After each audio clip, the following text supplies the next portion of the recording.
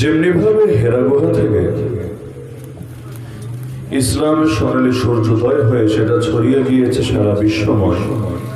মাদ্রাসার নামে যেখানে আল হেরা আদর্শ মহিলা মাদ্রাসা, আমরা প্রত্যাশা লালন করি এবং দোয়া করি রব্বুল আলামিন এই মাদ্রাসাকেও দ্বীনের এমন মার্কাজ বানিয়ে দিন, এখান থেকে যে ছাত্রীগুলো তৈরি হবে, যারা হাফেজা এবং আলেমা, মুবাল্লিগা এবং দাইয়া হয়ে সমাজে ছড়িয়ে যাবে, তাদের পরবর্তী প্রজন্মে ইনশাআল্লাহ গোটা দুনিয়ার মধ্যে ইসলাম এবং কালিমার রং সারা দুনিয়ায় ব্যাপকভাবে ছড়িয়ে দেবে। আল্লাহ রাব্বুল আলামিন এই মাদ্রাসাকে কবুল করে নিন, মাদ্রাসার সঙ্গে যারা সম্পৃক্ত সবাইকে কবুল করে নিন। কিয়ামত যত ঘনিয়ে আসবে, ইলমের প্রয়োজনীয়তা তত বেশি বাড়তে থাকবে। ইলম তো হর জামানায় প্রয়োজন, কিন্তু ফিতনার জামানায় একটু বেশি প্রয়োজন। ফিতনায় মানুষ পড়ে কেন? কিছু মানুষ তো পড়ে লোভের কারণে, বিক্রি হয়ে যাওয়ার কারণে, কিন্তু বিপুল সংখ্যক মানুষ ফিতনায় পড়ে না জানার কারণে, না বোঝার কারণে। তারাও দাওয়াত দেয়, তবে সেই দাওয়াতটা হকের পথে দাওয়াত হয় না, বাতিলের পথে দাওয়াত হয়। আল্লাহ নবী বলেন কিয়ামতের আগে এমন একটা সময় আসবে, দুআতুন আলা আবওয়াবি জাহান্নাম, আরে জাহান্নামের দরজার দিকে মানুষ ডাকতে থাকবে, দাওয়াত দিতে থাকবে। মান আজাবাহুম ইলাইহা কাযাফুহু ফিহা, যারাই তাদের দাওয়াতে সাড়া দেবে তাদেরকে ধরে ধরে জাহান্নামে ছুঁড়ে ফেলবে। আরে ইলমের অভাব থাকে বলেই তো বেদাতীরা, মুশরিকরা, বাতিলপন্থীরা, কাদিয়ানীরা, হিজবুত তাওহীদরা, খ্রিস্টান মিশনারিরা মুসলিম সমাজে রন্ধে রন্ধে ছড়িয়ে যেতে পারে। যদি মানুষের সহি ইলমে থাকতো, এই সমস্ত ভণ্ড আর বাতিলপন্থীরা মুসলিম সমাজ অন্তত কখনোই কোমর সোজা করে দাঁড়াতে পারত না। কিন্তু মানুষের অজ্ঞতাকে, মানুষের এই না জানাকে তারা কাজে লাগায় এবং বাতিলকে হকের মোড়ক লাগিয়ে সমাজে উপস্থাপন করে বেড়ায়। প্যাকেট হবে বিরিয়ানির প্যাকেট, কিন্তু ভেতরে থাকবে বাথরুমে সেই হলুদ হলুদ ময়লা। এটাকে বিরিয়ানির প্যাকেটের মধ্যে ঢুকিয়ে সুন্দর শিরোনাম লাগাবে, 1 নম্বর খাঁটি বিরিয়ানি, যে বিরিয়ানি বাংলাদেশে দ্বিতীয় আর একটা হয় না। কিন্তু যেই প্যাকেট খুলবে এমন আশা হতে বাধ্য হবে, কয়েকদিন পর্যন্ত তার হয়তো ঠিক মতো খাবারই হজম হবে না। তো এই বেদাতীরা এতটা সুন্দর ভাবে, এই বাতিলপন্থীরা এতটা সুন্দর মোড়কে তাদের ভণ্ডামি সমাজের মধ্যে উপস্থাপন করে, মানুষ ভাবতে থাকে এর চাইতে ভালো কোনো কিছু কি আর হতে পারে। যেমন কেউ যদি বেদাতি সমাজে থাকেন বা কখনো থাকার অভিজ্ঞতা থাকে, ভালো বুঝবেন, বেদাতি সমাজে থেকে যদি আপনি বেদাত করেন, আপনারে নবী প্রেমিক বলবে, আর যদি নবীজির সুন্নাত মেনে চলেন, আপনারে দুশমন রাসূল বলবে। তার মানে নবীর দুশমনের খাতা থেকে নাম কাটাতে চাইলে আপনারেও বেদাত করা লাগবে, আপনাকেও তাদের সুর মিলিয়ে কথা বলতে হবে, না হলে আপনাকে ভালো বলবে না। যেখানে মাথা থেকে পা পুরো অংশটাই থাকে দুর্নীতিবাজ, মানে উপরে যারা কর্মকর্তা তারাও দুর্নীতিবাজ, নিচে যারা সাধারণ কর্মচারী তারাও দুর্নীতিবাজ, মাঝখানে 1-2 জন যদি ভালো থাকতে চায়, অথচ উপরও খারাপ নিচও খারাপ, এদেরকে উল্টা এমন দুর্নীতিবাজ, এমন চোর, এমন বাটপার সাব্যস্ত করে শুধু চাকরি ছাড়াই না, কখনো জেলের ভাত পর্যন্ত খাইয়ে ছাড়ে। কেন? ওখানে ভালো হতে চাইলে, ভালো ছাড়তে চাইলে আপনারও 2 নম্বরে করে থাকা লাগবে, না হলে উপরে যারা আছে তারাও বেজার, নিচে যারা আছে তারাও বেজার। তো সহি ইলম যদি না থাকে, সহি আমলই বা কিভাবে সম্ভব? যতই আমলের গুরুত্ব নিয়ে বয়ান দেওয়া হোক, সারা জীবন আমি বললাম ভাই নামাজ পড়েন, নামাজ পড়েন, নামাজ পড়েন, কিন্তু আপনি নামাজ শিখলেনই না, নামাজ কিভাবে পড়তে হয় তা জানলেনই না। তো সারা জীবন যতই আমল করতে চান আর আমলের দাওয়াত দেওয়া হোক, এটা দিন শেষে কোনোই ফায়দায় আসবে না। যদি ইলম সহি হয় তবেই আশা আছে আমল সহি হবে, যদি ইলম গলদ হয় আমল গলদ হবেই হবে। তাহলে ইসলামের মৌলিক কিন্তু ইলম, মূল আমল না। ইসলামের মৌলিক হলো ইলম। এই যে ঈমান, ঈমান কি? ঈমান তো পুরোটাই ইলম। আল্লাহর ব্যাপারে কি ইলম হবে, রাসূলের ব্যাপারে কি ইলম হবে, আখিরাতের ব্যাপারে কি ইলম হবে, ফেরেশতার ব্যাপারে কি ইলম হবে, তাকদীরের ব্যাপারে কি ইলম হবে, পুরোটাই তো ইলম। তো যার এখানেই গলদ, সে যদি আমল করতে করতে কপালে দাগ ফেলে দেয় তবুও জাহান্নামী। যেমন নবী বলেছেন তার উম্মত একদল থাকবে না, তার উম্মত হবে 73 দল। 73 দল, যার সব কয়টা যাবে জাহান্নামে মাত্র একটা বাদে। নবীর ভাষ্য, সব কয়টা যাবে জাহান্নামে মাত্র একটা বাদে। তাহলে নবীর উম্মত হওয়ার পর, নবীর উম্মত তো হিন্দুরে বলে না, খ্রিস্টানরে বলে না, নবীর উম্মত মানে মুসলমান। মুসলমান হওয়ার পরও 72 দল জাহান্নামী, মাত্র 1 দল জান্নাতি। তাহলে মুসলমানে মুসলমানে পার্থক্য থাকলো কোথায়?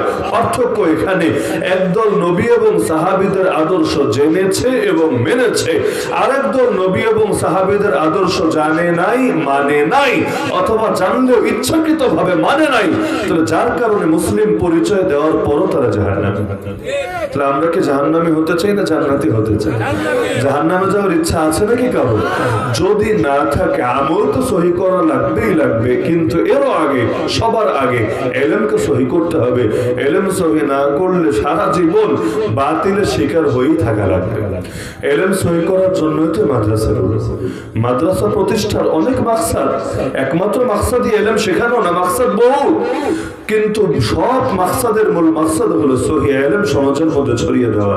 দেখবেন যেই যেই এলাকায় হকপন্থী মাদ্রাসা আছে এবং মাদ্রাসা মজবুত ভাবে চলছে, ওই ওই এলাকায় বাতিল লেজ গুটিয়ে পালাতে বাধ্য হচ্ছে। আর যেখানে মজবুত মাদ্রাসা নাই, ভালো আলেম ওলামা নাই, এলাকার মধ্যে সহিহ ইলমের দাওয়াত নাই, সেখানে গিয়ে দুনিয়ার সব বাতিলরা একেবারে সর্বোচ্চ শক্তি দিয়ে ঘাটি ঘিরে বসে আছে। যেমন পার্বত্য এলাকায় যদি যান, উত্তরবঙ্গে যান, দেখবেন ফিতনার হার নাসিরনগরে আর কি আর ব্রাহ্মণবাড়িয়ায় কি, এর চাইতে 1000 গুণ লক্ষ গুণ বেশি। কেন বেশি? কারণ গেলে দেখবেন মাদ্রাসার সংখ্যা অনেক কম, যা আছে সেগুলো কোন রকম নামকে হস্তে চলছে। 2-4টা আছে বড় বড় প্রতিষ্ঠান, কিন্তু এত বিশাল এরিয়াকে 2-4টা প্রতিষ্ঠান সামলাতে পারে, যার কারণে আলো নাই, আলো না থাকার কারণে অন্ধকারও এসে সেখানে ঘাটি ঘিরে বসেছে। যদি আলো জ্বলতো, অন্ধকার লেজ গুটিয়ে পালাতে ঠিকই বাধ্য হতো। আমাদের জন্য ফিতনার জামানায় সবচাইতে বেশি জরুরি জিম্মাদারি হলো নিজেরাও সহিহ ইলম হাসিল করা, সমাজের মধ্যেও সহিহ ইলম ছড়িয়ে দেওয়া। যেমন আল্লাহ রাসূল সাল্লাল্লাহু আলাইহি ওয়াসাল্লাম বলেছেন, দাজ্জাল আসার সময় ঘনিয়ে এসেছে কিনা বুঝবা কিভাবে? নবী নিজেই একটা আলামত বলেছেন, যখন দেখবা মানুষ দাজ্জালের আলোচনা ছেড়ে দিয়েছে, হাত্তা ইয়াতরুকাল আইম্মাতু আলাল মানাবির যিকরাহু, এমন কি ইমামরা পর্যন্ত মিম্বারে দাজ্জালের আলোচনা পুরো বাদ দিয়ে দিয়েছে, তখন তোমরা মনে করবা দাজ্জাল ঠিক ওই দিনই বা তার পরের দিনই, অর্থাৎ খুব তাড়াতাড়ি সময় পৃথিবীর মধ্যে চলে আসবে। কেন? কারণ দাজ্জাল মানে হলো মহা ধোঁকাবাজ, মহা প্রতারক। দাজ্জাল শব্দের অর্থই হলো সবচাইতে বড় ধোঁকাবাজ, সবচাইতে বড় প্রতারক। তো ধোঁকাবাজরা সবাই যদি ধোঁকাবাজ হিসেবে চিনেই ফেলে, সে কি আর ধোঁকা দিতে পারবে? ধোঁকাবাজ তখনই ধোঁকা দিতে পারে যখন মানুষ তারা চিনতে পারে না। মনে করেন লেজ গুটিয়ে যারা দেশ থেকে পালালো, তাও মাটি পথে না হেলিকপ্টারে চড়ে পালালো, তারা ক্ষমতায় আসার আগেই যদি মানুষ টের পেত, কষ্ট পাওয়ার কিছু নয়, যা বাস্তবতা তো বলা লাগেই। তারা ক্ষমতায় আসার আগেই যদি মানুষ টের পেত যে ক্ষমতায় আসার পরে ডাইনি এত বছর জুড়ে মানুষের কি পরিমাণ রক্ত খাবে, পানি না রক্ত খাবে, এবং দেশের কি পরিমাণ ক্ষতি করবে, উন্নয়ন উন্নয়ন মোড়ক লাগে পুরো দেশের সব কিছুরে বরবাদ করে ছাড়বে, এমনকি দলীয় গুন্ডা পান্ডা দিয়ে পুরো দেশটাকে ঘুমের রাজ্যে, খুনের রাজ্যে, আয়না ঘরের রাজ্যে আর আলেম ওলামার উপর জুলুম চালিয়ে এই দেশটাকে একটা জ্যান্ত জাহান্নামে পরিণত করে ছাড়বে। মানুষ যদি বুঝতো, তাহলে ও সময় যতই বোরকা পরে ভোট চাক না কেন, যতই তাহাজ্জুদের ডায়লগ মারুক না কেন, যতই মদিনা সনদ মদিনা সনদ বলে চেঁচাক না কেন, মানুষ কি তাদেরকে কখনো ক্ষমতায় আনতো? বাংলাদেশের মানুষ বেশিরভাগ সময়, আগে যেটা হতো, এখন তো বহুদিন পর্যন্ত মানুষ ভোটই দিতে পারে না, কারণ সকালে যায় ভোট দিতে, গিয়ে শুনে তাহাজ্জুদের সময় ভোট নাকি অটোমেটিক হয়ে গিয়েছে। নিজেরটা তো হয়েছে হয়েছে, মরা বাপ মরা দাদারটাও কে জানে কবর থেকে উঠে এসে দিয়ে চলে গেছে। যেই সময় দিত ওই সময় দেখা যেত 5 বছর এই দল তো 5 বছর ওই দল। অনেক এলাকায় এমন হতো না? আরে হতো কিনা? 5 বছর এই দল তো 5 বছর ওই দল, আবার 5 বছর ওই দল তো 5 বছর এই দল, এত দল চেঞ্জ করতো কেন? এবং কি এই যে মাত্র সরকার গেল কয় মাস হলো, এখনো পর্যন্ত রাস্তাঘাটে মাঝে মধ্যে শোনা যায় যা ছিল তাই ভালো ছিল। সাধারণ কিছু মানুষ কিন্তু এই টাইপের মন্তব্য করে। কখন করে? যখন কোনো কিছু কিনতে গেলে দেখে দাম আগের চাইতেও বেশি বেড়ে গিয়েছে। রাস্তাঘাটে চলতে গেলে শুধু নাসিরনগরের রাস্তা না, এটা তো আন্তর্জাতিক মানের রাস্তা আছেই, এছাড়া ঢাকা শহরের রাস্তায় চলতে গেলেও এই যে বৃষ্টির দিন হচ্ছে, কাজ হয় না রাস্তায়, যার কারণে দেখা যায় কোনো কোনো জায়গায় হাউস হয়েছে, কোথাও পুকুর হয়ে গেছে, গাড়ি পর্যন্ত চলতে চায় না। আমারও গাড়ি রেখে দেখেন না মোটর সাইকেলে চলে আসা লাগলো আপনাদের মাহফিলে। তো এখন মানুষ অনেকে বলে এগুলো দেখে, হায় রে এতদিন ডাইনি ছিল, ভালোই ছিল, রাস্তার কাজটা তো অন্তত নিয়মিত হতো। তো এক একজন এক একটা জিনিস দেখলেই খেলে হায় হায় হায় হায়, মানে আফসোস আর আফসোস শুরু করে দেয়। তো অনেক সময় দেখা যায় মানুষ এভাবেই ধোকা খায়, কারণ এই হায় হায়টা 6 মাস, 1 বছর, 2 বছর, 5 বছর যখন চলে, তখন গিয়ে আগের ভুলটাই কিন্তু বারবার করতে থাকে। তো যদি মানুষ ধোঁকাবাজরা ধোঁকাবাজ হিসেবে চিনেই ফেলে, তার ধোঁকায় কিন্তু কেউ পা দেয় না। ধোঁকায় পা তখনই দেয় যখন ধোঁকাবাজরে মানুষ চিনতে পারে না। দাজ্জাল হলো সব যুগের সবচাইতে বড় ধোঁকাবাজ। এখন যদি প্রত্যেকের ভেতরে এলেম থাকে, যেমন আপনাদের ভেতরে এলেম আছে যে দাজ্জাল নামক একটা ফিতনা কিয়ামতের আগে আসবে, হ্যাঁ বিস্তারিত যদি নাও জানেন, এটা অন্তত জানেন যে দাজ্জালের কথা শোনা যাবে না, তাকে খোদা হিসাবে মানা যাবে না। সে যেটাকে দেখাবে জাহান্নাম, ওটা মূলত জান্নাত, আর যেটাকে দেখাবে জান্নাত, ওটা মূলত জাহান্নাম। নবী বলেছেন দাজ্জাল যদি আগুন দেখায়, আগুনে ঝাঁপ দিও, ডাইরেক্ট রবের জান্নাতে গিয়ে পৌঁছবা। আর দাজ্জাল যদি পানি দেখায়, নহর দেখায়, এটা থেকে বেঁচে থেকো, না হলে ডাইরেক্ট জাহান্নামে গিয়ে পতিত হবা।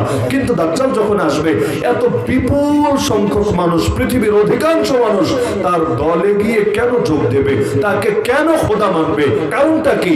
সবচাইতে বড় কারণই হলো তারা তার ধোঁকায় এই ধোঁকাটাকেই বুঝে উঠতে পারবে না, যার কারণে ধোঁকা খেয়ে বোকা হয়ে তারে মাবুদ বেশি ঈমান হারাবে। তাহলে ইলমের দরকার আছে নাকি নাই? যেমন বর্ণনার মধ্যে এটাও জানানো হয়েছে, দাজ্জাল এক লোকের কাছে গিয়ে বলবে তুই আমারে খোদা মান। বলবে তোরে খোদা মানবো, তবে একটা শর্ত আছে। আমার আব্বা আর আম্মা মরে গেছে অনেক বছর আগে, তারা কবরে শুয়ে আছে। তুই কবরের সামনে যা পারলে তাদেরকে উঠিয়ে নিয়ে আয়, চিন্তা করে নিয়ে আয়, কারণ তুই তো খোদা। খোদা হলে তুই তো সর্বশক্তিমান হবে, সবই পারবি। তাদেরকে একটু জিন্দা করে দেখা। আমার মরা বাপ মা যদি জিন্দা হয়ে বলে আসলেই তুই খোদা, তাহলে আমি তোরে মেনে নিব খোদা, না হলে কিছুতেই আমি তোর নামে কালেমা পড়তে পারবো না। এটা বলবে মূলত দাজ্জালকে চ্যালেঞ্জ জানানোর জন্য, অথবা দাজ্জাল যাতে চুপ হয়ে যায়, হেরে যায়, এটার জন্য। যেমন নবী ইব্রাহিম আলাইহিস সালাম নমরুদকে বলেছিলেন আমার আল্লাহ সূর্য ওঠায় পূর্ব দিক থেকে, সূর্য ডোবান পশ্চিমে, তুই পারলে একবার পশ্চিম দিক থেকে সূর্য ওঠা দেখি, পারে নাই, হেরে গিয়েছে। তো দাজ্জালকে যখন একথা বলবে, সে ভাববে দাজ্জাল কে এটা পারবে, জিন্দেগিতেও তো সম্ভব না। কিন্তু দাজ্জাল কবরের সামনে গিয়ে বলবে আমার আদেশে উঠে আয়, সঙ্গে সঙ্গে দেখা যাবে কবর ভেঙে চূর্ণ বিচূর্ণ হয়ে গিয়েছে, আর কবরের ভেতর থেকে সেই মানুষটা উঠে দাঁড়িয়ে গিয়েছে। এটা দেখে তো যার বাপ আর মা সেও অবাক হয়ে যাবে, তার চোখ চরক গাছ হয়ে যাবে। এবার সেই মানুষগুলো তারে বলবে জলদি ঈমান আন দাজ্জালের উপর, সেই খোদা, সেই মাহবুদ, সেই আমাদেরকে জীবিত করেছে। সঙ্গে সঙ্গে সে দাজ্জালের নামে কালেমা পড়ে বেঈমান হয়ে যাবে। এখন বলবেন মরা মানুষ জিন্দা করবে কিভাবে? আসলে মরা মানুষ জিন্দা করবে না, দাজ্জালের সঙ্গে থাকা দুইটা শয়তানরে আদেশ দেবে যে ওর বাপ আর মায়ের চেহারা আর সূরত ধারণ করে তুই কবরের ভেতর থেকে উঠে আয়। আপনারা জানেন একমাত্র নবী রাসূল ছাড়া সকলের চেহারা শয়তান ধরতে পারে, পারে না? আরে পারে না? নবীর ব্যাপারে হাদিস আছে, আল্লাহ রাসূল বলেন মান রাআনি ফিল মানামি ফাকাদ রাআনি ফাইন্না শাইতান লা ইয়াতামাসসালু বি, যে স্বপ্নে আমাকে দেখলো সে বাস্তবে আমাকেই দেখলো। কেন?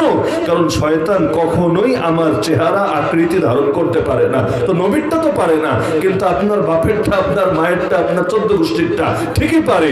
তো এখন শয়তান তার বাপ মায়ের রূপ ধরে আসবে, এসে যখন বলবে ঈমান আন না তার উপর, সঙ্গে সঙ্গে দেখা যাবে বেঈমানের খাতায় নাম লিখে বসেছে।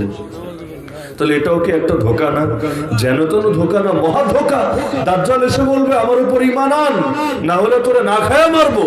সে বলবে দাজ্জাল তুমি যত কিছুই বলো না কেন, কপালেই তো লেখা কাফারা, মানে কাফের, তোর কপালেই লেখা কাফের, তোরে কিভাবে খোদা মানতে পারি? তো দাজ্জাল সেই ঘর থেকে যখন বের হবে, দাজ্জাল ছুটতে থাকবে, আর তার সঙ্গে যত ধরনের আসবাবপত্র আছে, হাঁস, মুরগি, ভেড়া, বকরি, দুম্বা, এমনকি অন্যান্য রুটি, আরো যত রকমের খাবার দাবার যা আছে, সব দাজ্জালের পেছনে চুম্বক যেভাবে লোহা টানে, এভাবে দাজ্জাল যখন যাবে এগুলো লোহার মতো চুম্বকের দিকে যেতেই থাকবে, যেতেই থাকবে। লাস্টে গিয়ে অবস্থা এতটা গুরুতর হবে, ক্ষুধার জ্বালায় মানুষ একটা রুটির জন্য পর্যন্ত দাজ্জালকে খোদা মানবে, বলবে আমার অন্তত একটা রুটি দে, আর তো বাঁচতে পারছি না, আর কত সহ্য হয়, আর আমার খাবারও তো তোর কাছে চলে যাচ্ছে, জলদি আমার রুটি দে, আমি ঈমান আনছি তোর উপর। দাজ্জাল বলবে মেঘ তুই বৃষ্টি দে, সঙ্গে সঙ্গে বৃষ্টি শুরু হবে। আরে ফসলের মাঠে গিয়ে বলবে ফসল বের হয়ে আয় জমিন থেকে, সঙ্গে সঙ্গে বের হয়ে আসবে। এই দৃশ্যগুলো দেখার পর কয়জন মানুষ মানুষ নিজেকে সামনে রাখতে পারবে। এমনকি এই জামানা দেখেন না, অনেকে বেদাতি আর ভণ্ডদের ফাঁদে পা দেয় কেন? ওদের বিভিন্ন জাদু দেখে, জাদু যেটারে সমাজে চালায় কেরামতি বলে। অথচ কিসের কারামত? কারামত হয় ওলিদের হাতে। আর ওলি বলে তারে যে নবীজির সুন্নত মানে, যার জীবনে নবীর সুন্নত দূরের কথা ফরজ আমলই নাই, এমনকি যার জিন্দগির মধ্যে ইসলামের ছিটে ফোটাও নাই, যার ঈমান আকীদার মধ্যে পর্যন্ত কুফরের শিরক আছে, সে যদি অলৌকিক কিছু ঘটিয়ে দেখায়, ওটারে কারামত বলে না, মুজিজাও বলে না, ওটারে আস্ত ভণ্ডামি আর জাদুবিদ্যা বলে।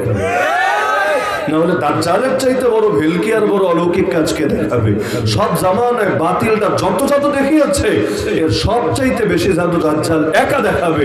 তো যদি অলৌকিক কিছু দেখার মানে সে হক হয়, তাহলে তো দাজ্জাল নেই পিরানে পীর দস্তগীর আর জামানার গাউসার কুতুব মেনে নিতে হবে। নাউযুবিল্লাহি মিন যালিক। তো দাজ্জাল তো এমন এক ধোঁকাবাজ হয়ে আসবে, কিসের ইহুদি আর কিসের খ্রিস্টান আর কিসের মুসলমান, গণহারে মানুষ তার দলে যুক্ত হতে থাকবে।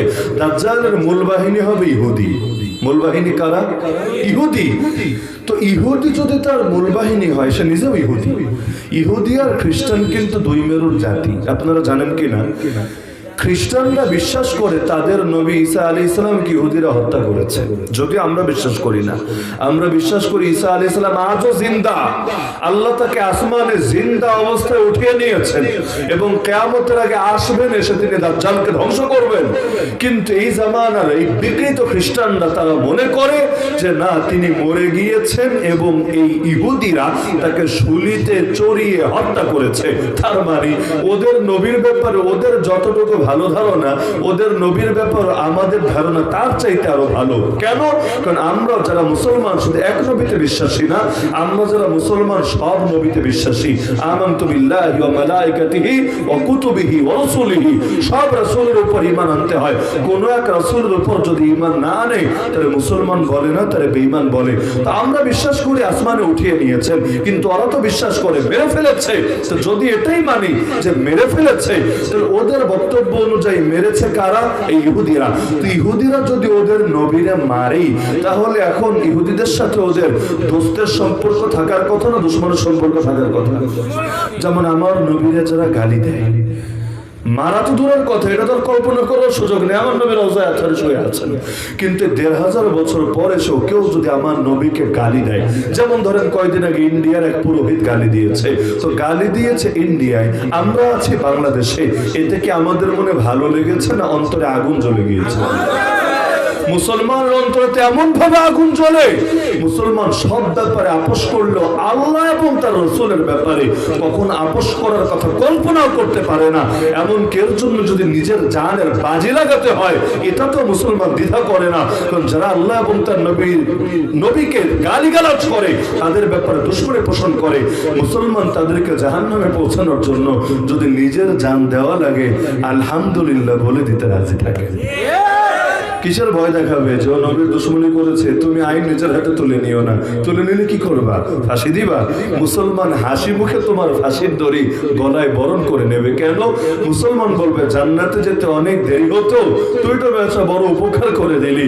মরতে দেরি, জান্নাতে যেতে দেরি না।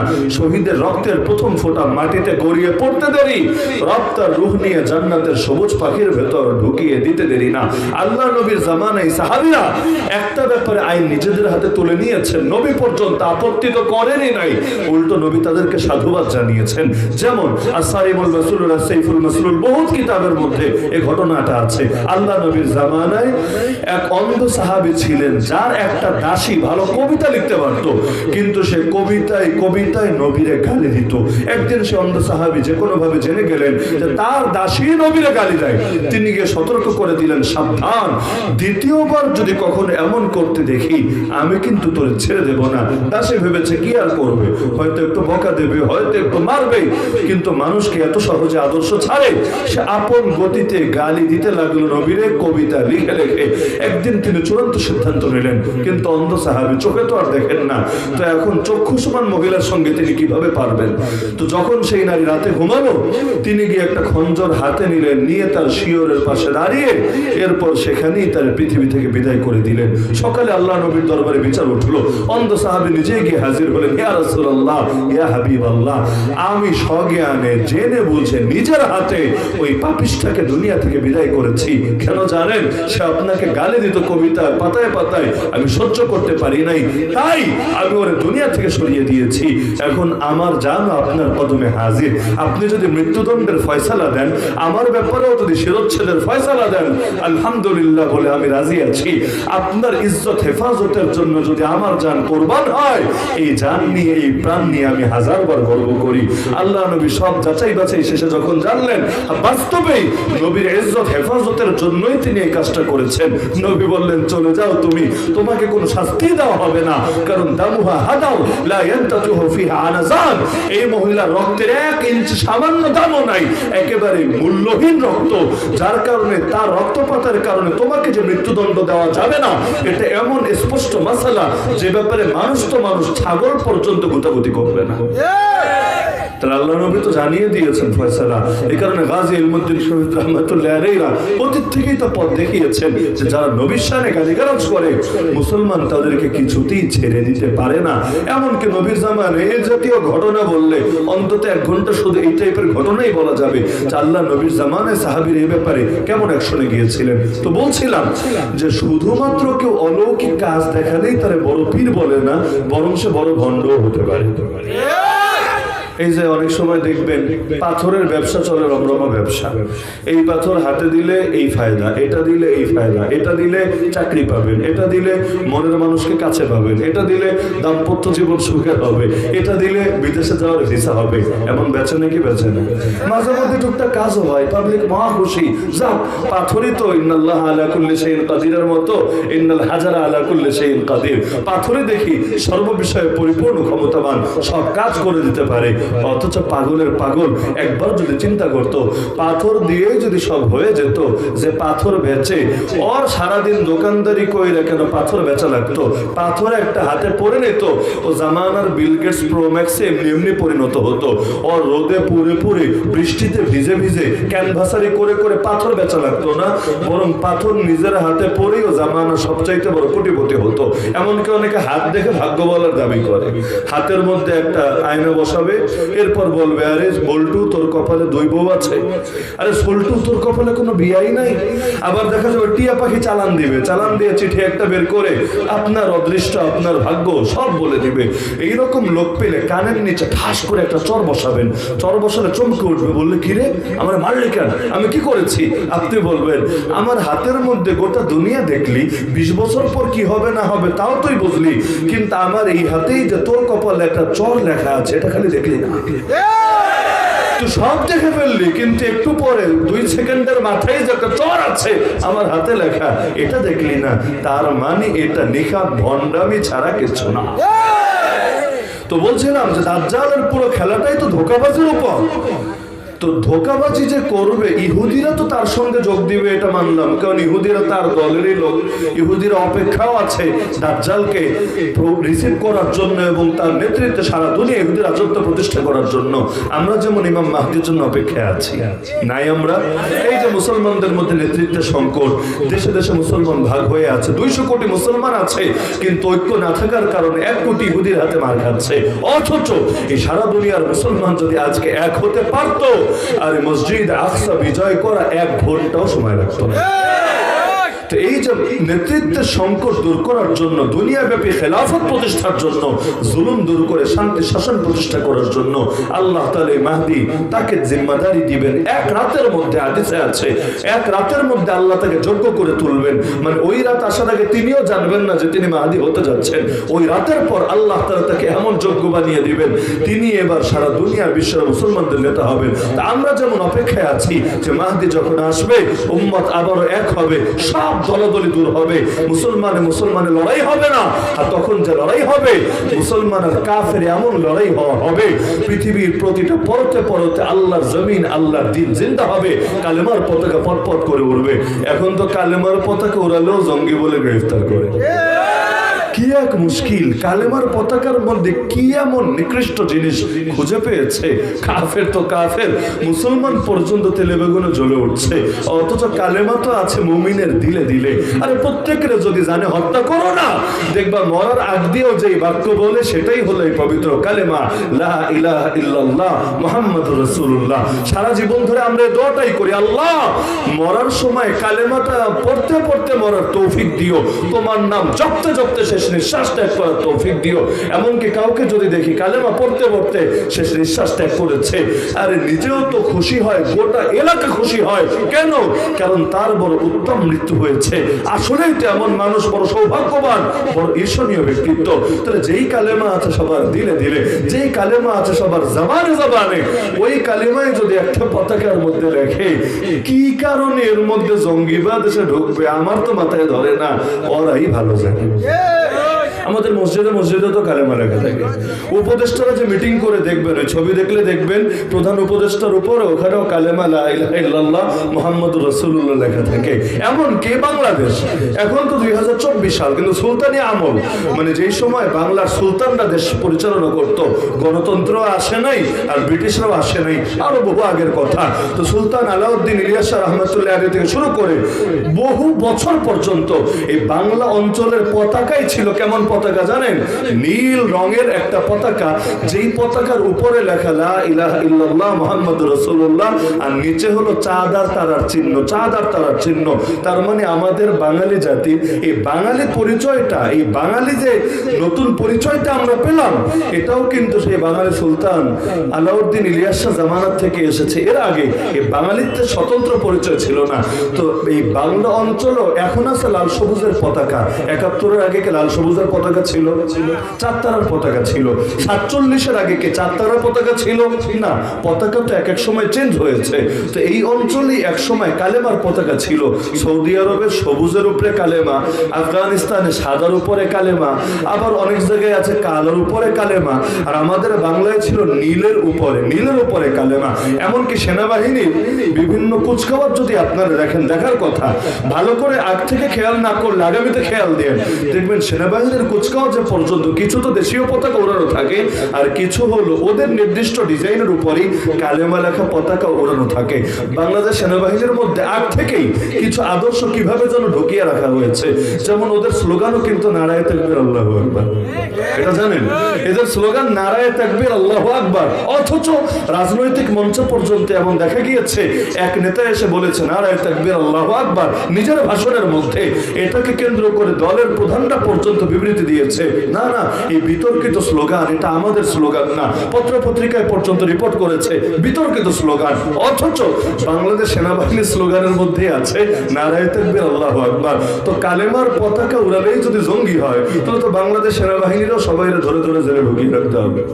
হাস্যকর ব্যাপার। তাহলে জঙ্গিবাদের বলে উঠিয়েছেটাকে? আমার তো মনে এগুলোর পেছনে গভীর কোনো ষড়যন্ত্র আছে। কারণ এত বছর পর্যন্ত হুজুরদের উপর, এই দেশবাসীর উপর জুলুম করতে পেরেছে কিভাবে জানেন? এক জঙ্গিবাদের নাটক সাজিয়ে সাজিয়ে, কত যে জঙ্গি নাটক সাজিয়ে, সুবহানাল্লাহ। আমরা যেহেতু 1 বছর জেলে ছিলাম, বিভিন্ন জনের গল্প শুনতাম, কিরে ভাই তুই জেলে কেন, কিরে ভাই তুই জেলে কেন, কিরে ভাই তুই জেলে কেন। নাটক আর ছবি যে কত রকম হতে পারে, টেলিভিশনে আর কি দেখে, এর চাইতে কাঁচা কাঁচা নাটক দেখিয়ে দেখিয়ে, জঙ্গি নাটক সাজিয়ে সাজিয়ে আমেরিকার থেকে টাকা পয়সা খেয়েছে, আর পশ্চিমা বিশ্বের থেকে ক্ষমতার গতি যাতে ঠিক রাখা যায়, জঙ্গিবাদ দমনের জন্য যাতে বারবার তারই গতিতে বসায়, এজন্য এই সমস্ত ন্যাক্কারজনক কাজ করেছে। তো যেই কাজ এতকাল পর্যন্ত হলো, নতুন করে যদি একই কাজ চলতে থাকে, এটাকে মেনে নেওয়া যায়?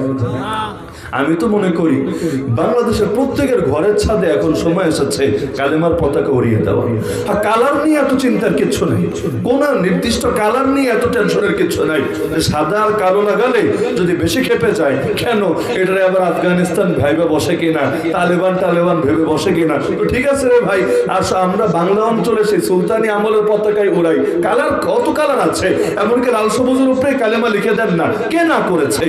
যেই জিনিস নিয়ে কাফেরদের যখন চুলকানি আসবে, সেটাকে 1000 গুণ বেশি করে জবাব দেবে মুসলমানরা।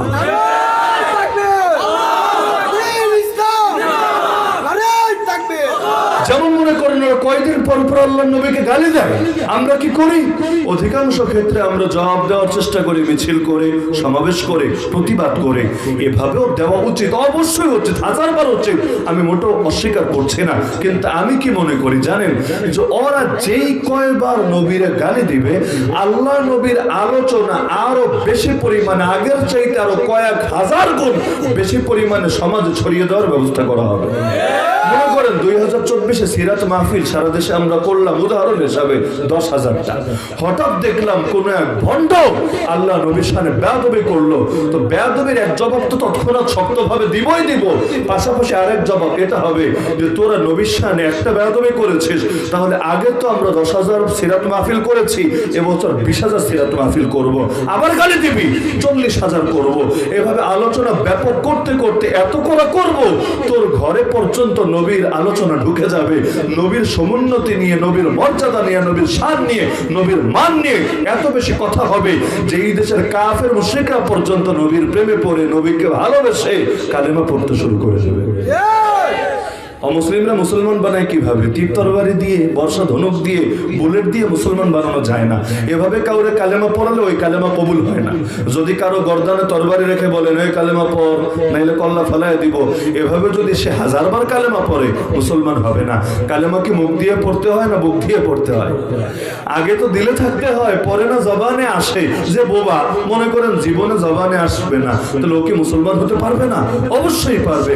মূল বিষয় দিলের, মূল বিষয় জবানের না। তো জবানের মধ্যে তো আর তরবারি ধরা যায় না, তরবারি তো মুখে ধরা যায়। তাহলে এই দেশে ব্যাপকভাবে নবীর আলোচনা শুরু করেন না, আমি গ্যারান্টি দিয়ে বলছি দেখবেন হিন্দু, খ্রিস্টান, বৌদ্ধ, এমনকি যারা না জেনে না বুঝে নাস্তিক, এমন অনেক মানুষ গণহারে আল্লাহ নবীকে ভালোবাসতে শুরু করবেন। আলহামদুলিল্লাহ এখন শুরু হচ্ছে। গ্রামাঞ্চলে তার থেকে সিরাত মাহফিল হয়, এখন কলেজে, ভার্সিটিতে, স্কুলে, বিভিন্ন জায়গায় পর্যন্ত সিরাত কুইজ, সিরাত সেমিনার, সিরাত নিয়ে আলোচনা। আলহামদুলিল্লাহ এটাকে আরো যত বেশি বাড়াবো, ইনশাআল্লাহ সমাজে নবীর মহব্বত তত তৈরি হবে। আর এগুলো না বাড়ে খালি জেলাপি দিয়া নবীর নাম জিন্দা রাখবেন, কাজের কাজ কিচ্ছু হবে না। জুম্মার পরে বলবো ভাই সবাই বসেন, কেন? মিলাদ হবে, কিয়াম হবে, মানুষ আগেই খুঁজবে ঠোঙ্গা এসেছে নাকি মসজিদের ভেতরে। যদি দেখে জেলাপির ঠোঙ্গা বা মিষ্টির প্যাকেট এসেছে, দেখবেন ওই দিন লোক সংখ্যা বেশি আছে। তবারকের মান যত বেশি, লোকের উপস্থিতিও তত বেশি। এমনকি যারা নামাজ পড়ে নেই ওরাও এসে মসজিদে ভিড় করবে। করে নাকি করে না? কেন? আজকে তবারক কোনোভাবে মিস করা যাবে না। মাহফিলে যদি তবারক থাকে, আলোচনা 2 ঘন্টা না 4 ঘন্টাও যদি করি, উঠবে না, উঠবে না। কেন? হুজুর স্পেশাল আছে, স্পেশাল জিনিস নিয়ে যেতে হবে। তাহলে দেখা যাচ্ছে যে তবারক আছে, সেও আছে, দাঁড়িয়ে বসে বিভিন্ন ভাবে দুরূদ পড়ছে, কিন্তু দেখছে 1 সপ্তাহ গেল, 2 সপ্তাহ গেল, 3 সপ্তাহ গেল, হুজুর খালি দাঁড়ায় দুরূদই পড়ায়, হুজুর খালি বিভিন্ন দোয়াই করায়, তবে কোনো ঠোঙ্গাও নাই, কোনো জিলাপিও নাই, কোনো তবারকও নাই, কোনো প্যাকেটও নাই। দেখবেন দিনকে দিন সংখ্যা শুধু কমছে আর কমছে। এখন বসতে বললেও মানুষ বসতে চাচ্ছে না। তো এই বসার নাম মহাব্বতের বসা না, এই বসার নাম জিলাপির টানে বসা। এজন্য জেলাপিতে ভাত পড়লে, জেলাপিতে হাত পড়লে তখন উত্তেজিত হয়ে যায়। নবীরে গালি দিলে টর্চ লাইট দিয়েও খুঁজে পাওয়া যায়। আল্লাহ নবীর ইজ্জত হেফাজতের জন্য দরকার ছিল জানের বাজি লাগাবে। এক দেশে কোটি মানুষ যদি আশিক রাসূল থাকে, ওই দেশে নবীরা গালি দিয়ে কোনো পাপিষ্ঠ বেঁচে থাকে কিভাবে, এমনকি আইনের আওতার বাইরে থাকে কিভাবে, কল্পনাই তো করা যায় না। তো দরকার তো ছিল যে নবীরা গালি দেবে, সব আশিক রাসূল মিলে সঙ্গে সঙ্গে ওরে এমন শিক্ষা দেবে, জিন্দেগিতে আর কেউ নবীর সামনে বেয়াদবি করার সাহসই করবে না। কিন্তু এটা দেখবেন খুব কমই হয়। অধিকাংশ ক্ষেত্রে এখন তো ফেসবুকের যুগ, ইউটিউবের যুগ, মানুষ যদি তাদেরকে নিয়ে ব্যঙ্গ না করতো, কিরে তোরা নামস না কেন, কিরে তোরা বলস না কেন, তাহলে আল্লাহর বান্দার ওই জেলাপির প্লেট থেকে উঠে একটা বিবৃতি এবং প্রতিবাদ পর্যন্ত জানাতে আসতো। আর যখন আসে, আপনাদের নাসিরনগরের কাহিনী শুনলাম যে প্রতিবাদ জানাতে এসেছে নবীর দুশমনের বিরুদ্ধে, যে ইন্ডিয়ার পুরোহিত আল্লাহ নবীকে গালি দিয়েছে। ভালো কথা, তাহলে তুমি যে মাকসাদে এসেছো সেই মাকসাদে তুমি পূরণ করো। তুমি আল্লাহ নবীর দুশমনের বিরুদ্ধে প্রতিবাদ করো, কিন্তু আমি শুনতে পেরেছি বিশ্বস্ত সূত্রে হালকা ভিডিও দেখালো এখানে বসার পরে যে সেখানে নাকি আলেম ওলামার শানে উল্টা টিটকারি মেরেছে শাইখুল হাদিস ইবনে শাইখুল হাদিসের মতো মহান ব্যক্তিত্ব। এখন বলতে গেলে বাংলাদেশের সবচেয়ে উঁচু মর্যাদায় অধিষ্ঠিত থাকা অন্যতম নেতা মাওলানা মামুনুল হক সাহেবরা নিয়ে পর্যন্ত 501 বলে টিটকারি মেরেছে। এমনকি নাসিরনগরের ওলামায়ে কেরাম, বিবারিয়ার ওলামায়ে কেরামরা নিয়ে পর্যন্ত বিভিন্ন ব্যঙ্গ বিদ্রুপ করেছে। যে সিরাত মাহফিল হয়ে গেল কয়দিন আগে, আমাকেও আসতে বলা হয়েছে, প্রচুর পরিমাণ দাওয়াত দেওয়া হয়েছে, কিন্তু ওদিন আমার মাহফিল আর্থিক ও আদাকৃত ছিল ধামরাই আর মানিকগঞ্জে। তো ধামরাই কই আর বিবারিয়া কই, চাইলেও ইচ্ছা ছিল না, কিন্তু দিলে মহাব্বত ছিল। এটাকে নিয়ে পর্যন্ত বিভিন্ন ধরনের কুচ্ছা রটানো হয়েছে। তো এটা কি তোমরা রাস্তায় নামলা আসলে নবীর দুশমনের বিরুদ্ধে প্রতিবাদ করতে, নাকি এলাকার শান্তিতে থাকা পরিবেশকে বিনষ্ট করতে এবং নিজেদের ধর্ম ব্যবসা টিকিয়ে রাখার জন্য নাসিরনগরের শান্ত পরিবেশকে অশান্ত করে তুলতে? আবার হুমকি দেয়, আবার আলটিমেটাম দেয়। আরে মাথা ঠান্ডা করবে না পাগল।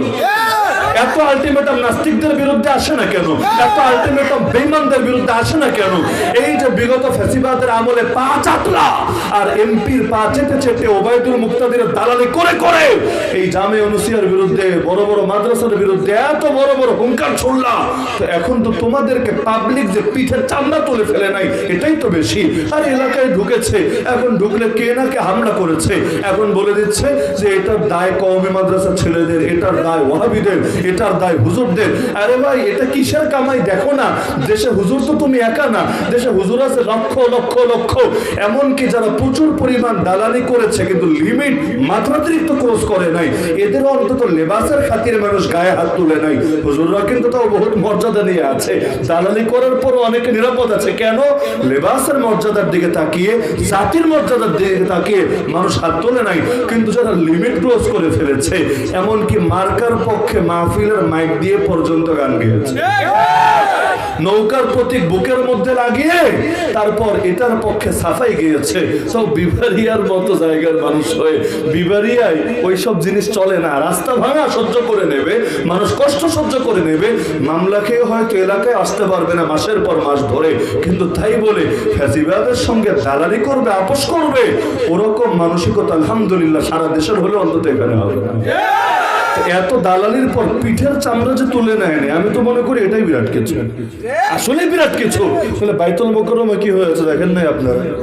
বাইতুল মুকাররমে কি হয়েছে দেখেন নাই? তো বাইতুল মুকাররমের মতো জায়গায় যদি অবস্থা এমন হয় যে তুমি এসে জোর করে গদি দখল করবা আর পাবলিক মসজিদ বলেই শুধু তোমার ছেড়ে দেবে না, বরঞ্চ সেখানে পর্যন্ত এটার বিরুদ্ধে প্রতিবাদ হয়েছে, সেখানে তোমার রাস্তাঘাটে ধরে যে মানুষ মাইক দেয় নাই, বরঞ্চ শুধু গাড়ির উপর দিয়ে গিয়েছে, এটা তো আসলে কম। হ্যাঁ, আমি মব জাস্টিসকে সমর্থন করি না, মানুষই নিজের হাতে আইন তুলে নেয়, শুধু একটা ক্ষেত্র নবীর গালিগালাজ ওই ক্ষেত্র বা অন্য ক্ষেত্রে তুলে নেয়, আমিও চাই না। কিন্তু এই দেশের প্রতিটা মানুষকে নিয়ন্ত্রণ করা এটা কোনো বাপের বেটার সাধ্যের কথা না। রাগ যখন ভেতরে থাকে, কে যে কিভাবে প্রকাশ করে এটা আল্লাহই ভালো জানে। তো এখন ভাবা তো দরকার, এটা নিজের হাতের কামাই যদি এমন হয়, তাহলে দিন শেষে কি বা করার থাকে? নিজের ইজ্জত যে নিজে না বাঁচাতে পারে, ওরা জাতি এসে বাঁচাবে কিভাবে? তো এখন যদি ওটা হয়, এটার তো জন্য দরকার ছিল মুহাসাবা করা। এখনো কিন্তু ক্ষমা চায়নি আমার জানা মতে। দরকার ছিল না ক্ষমা চাওয়া? আরে দরকার ছিল না ক্ষমা চাওয়া? ছিল তো, প্রকাশ্যে এসে বলা দরকার ছিল যে আমি এতদিন পর্যন্ত কওমি উলামায়ে কেরামের সামনে যা বলেছি আপনারা মাফ করে দিয়েন, আমি ওবায়দুল মুক্তাদিরের দালালি করতে গিয়ে এতদিন পর্যন্ত যে শয়তানি ভণ্ডামি করেছি মাফ করে দিয়েন। বলা দরকার ছিল নাকি ছিল না? বলেছে এখনো পর্যন্ত? বলে নাই। কার হাতের কামাই এগুলো? এমনকি আজ যদি সে ভালো হয়ে যায়, আমি মনে করি কওমি ছেলেরা তার জন্য জানও দিয়ে দেবেন।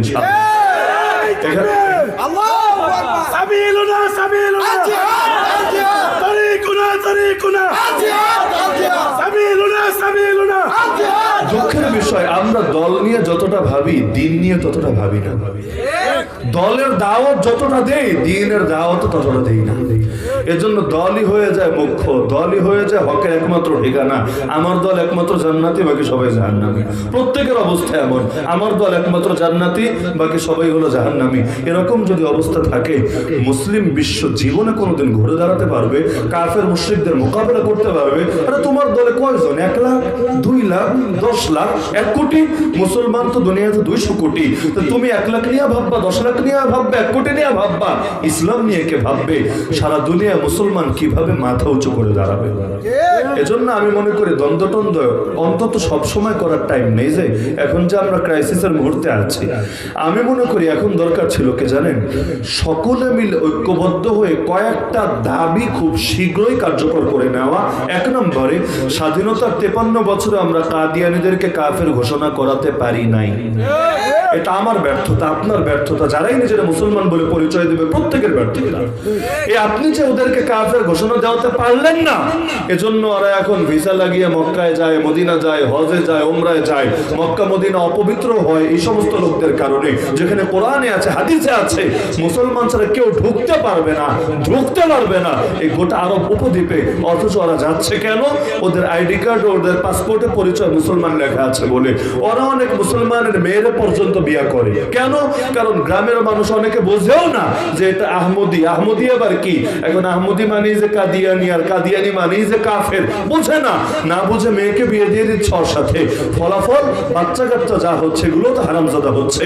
মুসলমান তারে দেখলে সালাম দিচ্ছে, এমনকি মুসলমান তারে সে মারা গেলে জানাজায় শরীক হচ্ছে, মুসলমানের কবরস্থানে দাফন করছে। এমনকি দুঃখের কথা, এই কাদিয়ানির বোতল মাহফিলে পর্যন্ত নজরে পড়ে। এই কাদিয়ানির বোতল, এই কাদিয়ানি কোম্পানির বোতল কি একটু আগে আমিও তো এখানে এসে নামালাম, এই কাদিয়ানির বোতল নবীর আশিকাদের মাহফিলে পর্যন্ত শোভা পায়। তাহলে কত বড় অজ্ঞতা মহামারীর মতো ছড়িয়ে গেলে নিজেরা পয়সা দিয়ে পালে সাহায্য করে কাদিয়ানিদেরকে। দরকার ছিল না ওদেরকে কাফের ঘোষণা করানো। অতীতে পারি নাই, এখন তো পারার সময় ছিল। সবাই মিলে যদি প্রতিটা রাজনৈতিক দলের কাছে গিয়ে আমরা ওয়াদা নিতাম, তোমাদেরকে ওয়াদা দিতে হবে ক্ষমতায় আসলে কাদিয়ানিদের কাফের ঘোষণা করবা, এটা নির্বাচনী প্রতিশ্রুতি এবং এজেন্ডার মধ্যে ঢুকাতে হবে, তাহলে এই যদি তোমাদের ভোট দেবে। না হলে অতীতে যেমন তারা ধোঁকা খেয়েছে, নতুন করে ধোঁকা খেতে রাজি না, তারা তোমাদের পাশেও থাকবে না। যে নবীর পাশে আমরা তার পাশে, যে নবীর পাশে না আমরাও তার পাশে না। দরকার ছিল নাকি ছিল না? আরে ছিল নাকি ছিল না? দ্বিতীয়ত সবচাইতে বড় দরকার, ওই 72-এর কুফরি সংবিধানকে ডাস্টবিনে ছুঁড়ে ফেলা। কিসের সংবিধান সংস্কার? সংবিধান বাতিল লাগবে, বাতিল। সংস্কার হয় কখন জানেন? যখন অনেক কিছু ভালো আছে আর টুকটাক মন্দও আছে, তখন সেটার সংস্কারের প্রশ্ন আসে। যখন আগা থেকে মাথা পুরোটাই জুলুম, কুফর, শিরিক, জাহেলিয়াত, বৈষম্য দিয়ে ভরা, তখন এটা সংস্কারের কথা কিভাবে আসে? যতদিন পর্যন্ত এই দেশে কোরআন সংবিধান না আসবে, নবীর আদর্শ ভিত্তিক সংবিধান না আসবে, আল্লাহর সাক্ষী রেখে বলছি, কিছুতেই শান্তি আসবে না, মুক্তি আসবে না। কারণ আল্লাহ ছাড়া কেউ শান্তি আর মুক্তি এনে দিতে পারে না। তাহলে দরকার ছিল সকলে মিলে এই দাবিগুলো তুলবো। কিসের সুন্নি, কিসের ওয়াহাবি, কিসের মাযহাবি, কিসের লামাযহাবি, কিসের আলিয়া, কিসের কওমিয়া, কিসের গ্রাম্য, কিসের শহরে, এই দাবি তো প্রতিটা মুসলমানের। তো এরকম মৌলিক কিছু দাবি আছে, যেহেতু এটা এই বিষয়ের আলোচনা না, আমি সব উদাহরণে যাচ্ছি না। দরকার ছিল সকলে মিলে একসাথে বসে এখন এই দাবি দাওয়াগুলো আদায় করবে। এখন কি সময় একজন আরেকজনকে রাস্তায় নেমে মিছিল করে গালি দিয়ে পথ বন্ধ করার? এখন কি সময় নিজেদের মধ্যে কাদা ছোড়াছড়ি করার? আরে ভাই, সময় আগেও পেয়েছো, বহু সামনেও পাবা, কিন্তু যখন পায়ের তলায় মাটি নাই, মাটি, তখনও তোমার কামড়া কামড়ি করার লাগবে। তার মানে তো বোঝাই যায় তোমার কাছে দল বড় হয়ে গেছে ইসলামের চাইতে। আমি এটাই বুঝি, অন্য কেউ ভিন্ন বুঝলে কিচ্ছু করার নাই। আমি এটাই বুঝি, পায়ের তলায় যখন মাটি নাই, যাতে যখন অস্তিত্বের হুমকির মুখে। আরে বোঝেন, এই সরকার যদি ব্যর্থ হয়, আগামী দিনে আমাদের পরিণতি কি হবে? যদি সুষ্ঠু নির্বাচন না হয়ে দেশ যদি সামরিক বাহিনীর হাতে যায়, বিদেশি কোনো শক্তির হাতে যায়, আপনাদের অবস্থা কি হবে বোঝেন? এমনকি যারা আন্দোলন করেছে, এক একটা তো ফাঁসিতে ঝুলায়, যারা এটার পক্ষে কথা বলেছে, সমর্থন দিয়েছে, এগুলোর তো আয়না ঘরে নিয়ে ভরে রাখবে অথবা দেশ ছেড়ে পালাতে বাধ্য হবে। এখন তো দেশ সংকটের উপরেই আছে। কিসের সংকট কেটেছে? যারা বোঝে না এগুলো বলতে পারে। যতদিন যাচ্ছে সংকট কমছে না, বরং হুমকি আর হুমকি বাড়ছে। কারণ সব শকুনের নজর একসঙ্গে এসে পড়েছে। দেখেন না, ইসলাম নিয়ে পর্যন্ত ফাইজলামি শুরু করে দিয়েছে, কোরআন নিয়ে পর্যন্ত ফাইজলামি শুরু করে দিয়েছে। কোন দিকে কে মাথা চাড়া দিচ্ছে বোঝাই যাচ্ছে না। সুতরাং আমার দাবি হলো এটা, যে দাজ্জাল তো আসবেই, সবচাইতে বড় ধোঁকাবাজ, যার ধোঁকার ফাঁদে পা দিয়ে ইহুদিও যাবে, খ্রিস্টানও যাবে, মুসলিমও যাবে। মুসলমানদের মধ্যে নারীরা বেশি যাবে, হাদিসে আছে নারীরা বেশি যাবে। কেন? নারীরা সহজে প্রভাবিত হয়। তো ভালোর লাইনেও যেমন, মন্দের লাইনেও তেমন। তো দাজ্জাল এমন এমন ধোঁকা নিয়ে হাজির হবে, বুঝতে পারবে না। হাদিসে আছে পুরুষ বাড়িতে গিয়ে নিজের মা, নিজের বোন, নিজের স্ত্রী, নিজের আত্মীয়দেরকে রশি দিয়ে বেঁধে রাখবে এই ভয়ে পাচ্ছে না তারা গিয়ে দাজ্জালের বাহিনীতে যোগ দিয়ে বসে। যত দিন আসবে আমাদের জন্য কিন্তু রিস্ক আর ঝুঁকি খালি বাড়বে। কেন? কারণ দাজ্জাল আসার সময় যত ঘনিয়ে আসবে দুনিয়ায় ধোকার রাজত্ব তত বাড়তে থাকবে। তাহলে এখন আমাদের করণীয় কি, এটা বলে আলোচনা শেষ। 1 নম্বর করণীয় সহি ইলম হাসিল করা প্রত্যেকের জন্য, খালি যারা মাদ্রাসায় পড়ে তারা না। আপনাদেরকে জান্নাত লাগবে না? নাকি খালি যারা মাদ্রাসায় পড়ে এদের লাগবে? যার যার জান্নাত লাগবে তারও সহি ইলম লাগবে। কারণ আগেই বলেছি ইলম সহি না হলে আমল সহি হবে কিভাবে? সম্ভবই না। তাহলে ইলম সহি করার জন্য চেষ্টা চালাবেন তো ইনশাআল্লাহ। আমি আলেম ওলামাদেরকে অনুরোধ করি, এখানে যারা আছেন নাসিরনগরের যারা আছেন তাদেরকেও বলছি, যারা নাই আল্লাহর রাস্তায় তাদের কাছে সংবাদ পৌঁছে দেবেন। সেটা হলো আপনারা বয়স্ক মানুষদের জন্য, প্রতিটা সেক্টরের মানুষের জন্য ব্যাপকভাবে ফরজে আইন ইলম শিক্ষা দেওয়ার ব্যবস্থা করেন। ফরজে আইন ইলম বুঝেন? যতটুকু ইলম শেখা ফরজ, না শিখলে আপনি গুনাহগার, আপনি কবিরা গুনার মধ্যে লিপ্ত আছেন। এতটুকু ইলম শেখার জন্য কি এই বয়সে মাদ্রাসায় ভর্তি হবেন? সম্ভব না। মসজিদে মসজিদে, এলাকায় এলাকায়, মহল্লায় মহল্লায় এটার জন্য ব্যবস্থা করা দরকার নাকি দরকার না? এখানে মুরব্বীরা যারা আছে আপনারা একটু উদ্যোগ নেন না আল্লাহর রাস্তায়। আলেমকে বললে আলেম রাজি হয়ে যাবে। আপনারা শুধু একটু বলেন যে আমরা 5 জন রেডি, আমরা 10 জন রেডি, আমরা 15 জন রেডি, আমরা সকালে ফ্রি বা আমরা রাত্রে ফ্রি, ডেলি আধা ঘন্টা, ডেলি 1 ঘন্টা আমরা দিব। আমাদের একটু ইমান শেখান না, একটু আমল শেখান, একটু আদব কায়দা শেখান, সব শেখান। সাহাবীরা যদি বুড়া বয়সেও নবীর থেকে শিখতে পারে, সালমান ফারিসির মতো বুড়া সাহাবী যদি নবীর সামনে নিজেকে সঁপে দিতে পারে, আমরা পারবো না নবীর ওয়ারিসদের কাছ থেকে শিখতে? দুনিয়ায় ছোট হলে সমস্যার কিছু নাই, কিয়ামতের দিন লজ্জিত হলে বড় সমস্যা আছে। তো সুতরাং 1 নম্বর কাজ সহিহ ইলম সবাই শিখবে ইনশাআল্লাহ। পারবেন তো ইনশাআল্লাহ? দ্বিতীয় কাজ, নিজেরা হয়তো ফরজে আইন পরিমাণ ইলমে শিখলেন, ব্যস্ততার কারণে, বয়স হওয়ার কারণে, দুনিয়ার ঝামেলার কারণে, সন্তানদেরকে ফরজে কিফায়া পরিমাণ ইলমও শেখানোর চেষ্টা করেন। মানে হলো যে ইলম সবার জরুরি না, কিন্তু কিছু মানুষ যদি না হয় তাহলে দুনিয়ায় মুসলমানদের হালত পরিবর্তন হবে না। এর জন্যই মাদ্রাসাগুলোকে শক্তিশালী করেন, মাদ্রাসায় বাচ্চাদেরকেও দেন। যারা আছে তাদেরও যাতে ঠিকঠাকভাবে পড়াশোনা হয়, পড়াশোনার মানও বাড়তে থাকে, খাবার দাবারের মানও ভালো থাকে, ইত্যাদি সব বিষয় নিয়ে ফিকির করেন। মাদ্রাসা নবীর বাগান, এটা দেখা শুধু হুজুরের দায়িত্ব না, মুক্তামিমের দায়িত্ব না। যারা নবীজিকে ভালোবাসে তারা নবীর বাগান হেফাজতের চেষ্টা করে। এই কাজটাও করতে পারবেন না ইনশাআল্লাহ? বিশেষ করে বাচ্চাদেরকে স্কুলে কলেজে পড়ালেও শৈশবে অন্তত মাদ্রাসায় সামান্য পড়িয়ে নেন। খুব বেশি খারাপ হবে এতে না ইনশাআল্লাহ। এখন তো মাদ্রাসাগুলো উন্নত, প্রতিটা মাদ্রাসার হালত আমি জানি না, কিন্তু অনেক জায়গায় আলহামদুলিল্লাহ নুরানি শিক্ষার মান এতটা বেড়েছে, ওখানে যদি আপনি পড়ান দুনিয়ার লাইনে বাচ্চারা স্কুলে পড়ে যা শেখে তার চাইতে ভালো তো শিখবে ইনশাআল্লাহ, অন্তত এর চাইতে কম হবে না, ওই পরিমাণ শিখবে। পাশাপাশি কোরআনও শিখবে, হাদিসও শিখবে। এক ঢিলে 2 পাখি পাবেন। তাহলে আর পিছিয়ে থাকার কি আছে?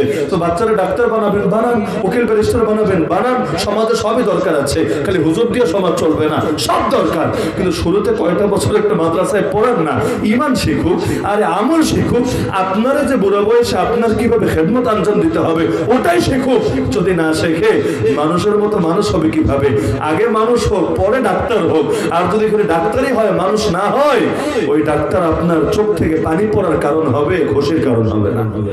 তাহলে বাচ্চাদেরকে সামান্য মাদ্রাসায় পড়িয়ে নেওয়া যাবে না ইনশাআল্লাহ। আর 3 নম্বর হলো নিজেরা তো বহুত শিখলাম, মসজিদে এসে শিখবো, মাদ্রাসায় গিয়ে শিখবো, বাচ্চারা মাদ্রাসায় দিয়ে শেখাবো। আমাদের বাসায় যে নারীরা আছে তাদের তো কিছু শিক্ষা দীক্ষা লাগবে না, লাগবে না? হুজুর বছরে একদিন ওয়াজ শোনে তো। আরে ভাই, বছরে একদিন ওয়াজ শোনা দিয়ে ইসলাম শেখা যায়? ইসলাম এত শর্ট জিনিস যে বছরে একদিন ওয়াজ হলো, আর ওয়াজের মধ্যে হুজুরকে মানুষ উৎসাহ দেবে না বসে বসে মাসালা মাসাইল আকীদা বিজ্ঞান শেখাবে? এর জন্য তো সময় দেওয়া লাগবে। তো সাহাবীরা কি করতেন? সাহাবীরা যা করতেন আপনারাও তা করবেন। সাহাবীরা নিজেরা যা শিখে আসতেন নবীজির থেকে, ঘরে এসে নারীদেরকে শেখাতেন। আপনারা যে কাজটা করতে পারেন আল্লাহর ওয়াস্তে, প্রতিটা ঘরে তালিম চালু করেন। পারবেন ইনশাআল্লাহ? তালিম মানে একটা কিতাব। কোন কিতাব পড়লে ভালো হয়? আপনার এলাকার আলেমের সাথে এসে পরামর্শ করেন। সবসময় এক কিতাব পড়া লাগবে জরুরি না। ইমান নিয়ে একটা পড়েন, নবীর জীবন নিয়ে একটা পড়েন, সাহাবীদের জিন্দেগিতে নিয়ে একটা পড়েন, হাদিস নিয়ে সহজ একটা কিতাব পড়েন। যখন যেটা আপনার জন্য সহজ হয় একজন আলেমের সাথে পরামর্শ করেন। আমার বাসার নারীরা, শিশুরাও যাতে দিনদার হয়, আমি চাচ্ছি তারাও যাতে মৌলিক ইলম হাসিল করতে পারে এবং দ্বীনের লাইনে আগ্রহী থাকে। অনেকে আছে মহিলাদের মানুষ করতে চায় কিন্তু তারা কথা শোনে না, হয় না না অনেক ফ্যামিলিতে? আরে ভাই হয় না? তো দিল তৈরি করার জন্য তালিম লাগবে। তো যেই কিতাবটা হুজুর সিলেক্ট করে দিবেন, বাসায় যাবেন, গিয়ে ডেইলি একটা টাইম নির্ধারণ করবেন, আধা ঘন্টা হোক, 15 মিনিট হোক, 20 মিনিট হোক, 1 ঘন্টা হোক, যেই পরিমাণ সময় দিতে পারবেন, প্রতিদিন এই টাইমে তালিম হবেই হবে। হয়তো আপনি পড়বেন, তারা শুনবে, অথবা তাদের পড়তে দিবেন, আপনিও বসে শুনবেন। নিয়মিত এভাবে করে দেখেন, ঘরের হালও যদি পরিবর্তন না হয় আমারে বললেন। এই 3টা কাজের কথা বললাম, খুব বেশি বলিনি। এবং আমার ধারণা এটা কোনো দলীয় ব্যাপার না, নাকি আমি দলীয় কোনো ব্যাপার বললাম? জিলাপি দলীয় ব্যাপার হতে পারে, আমি যে 3টা পরামর্শ দিলাম কোনো দলীয় ব্যাপার না। এই 3টা কাজ করতে পারবেন না ইনশাআল্লাহ? 1 নম্বরে আপনারাও সবাই ফরজে আইন এলম শেখার চেষ্টা করেন। বাচ্চাদেরকে যা বানাবেন বানান, কিন্তু অন্তত কয়েকটা বছর মাদ্রাসায় দিয়ে আগে মানুষ বানানোর চেষ্টা করেন। ছোটবেলায় অন্তরে যা গেঁথে দিবেন সারা জীবন থাকবে ইনশাআল্লাহ। দেখেন না নুরানির বাচ্চারা কি সুন্দর জানাজার নামাজও শেখে, দেখেন নাই? আরে দেখলে বিশ্বাস করেন আমাদেরও দিলটা জড়িয়ে যায় যে এই ছেলেটা যদি ডাক্তারও হয়, ইঞ্জিনিয়ারও হয়, যদি রাষ্ট্রপতিও হয়, প্রধানমন্ত্রীও হয়, আরে সে যখন জানাজার নামাজ ইমামতি করবে, সুবহানাল্লাহ, গোটা দেশের জন্য তো একটা গর্বের বিষয় হবে। আর না হলে আপনার জানাজাই তো পড়তে পারবে না ঠিক মতো, এসে আপনার লাশে তো গোসল দিতে পারবে না, আপনারই তো কবর রাখতে পারবে না। অদ্ভুত ব্যাপার। তবে বাচ্চাদেরকেও কিছু পড়াবেন, আর ঘরের নারীদের জন্য তালিমের ব্যবস্থা করবেন।